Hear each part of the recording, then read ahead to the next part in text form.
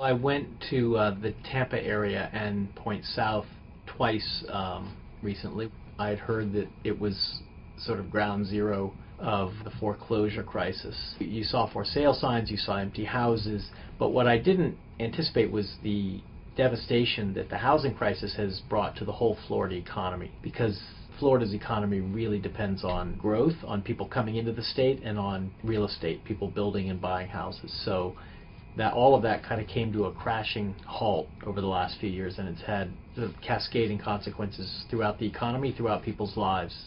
In Pasco County, for example, there's been a big push toward subdivisions, namely developments by property developers that are sort of their own either gated community or sort of separate community.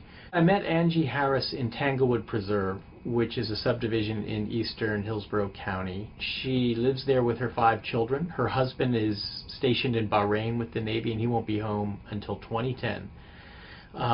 Tanglewood Preserve is the subdivision that was hardly built. So Angie really hardly has any neighbors at all. I mean, what she has is open fields and then a few houses, and she only knows the name of one neighbor in Tanglewood Preserve after 5 or 6 months there. You know, for her this may be the dream because she's living in a new house, but undeniably it's an isolated dream.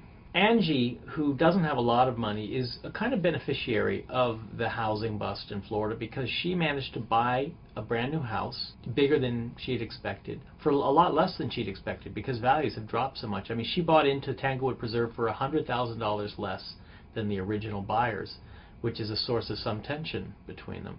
Whereas Dennis Johnson is in the opposite position. He was a very successful developer and had every reason, as he said to me, he had 2 decades of success and 3 years of disaster. But it's cleared out all of his success. There's very little of it left. And by the time I met him, he had sold his own house and was selling off all of his property around Tampa as fast as he could to get cash. And was actually thinking maybe he was going to have to go out of business. Ron Lobby owns Naples Lumber, which is in Naples, Florida, south of Tampa.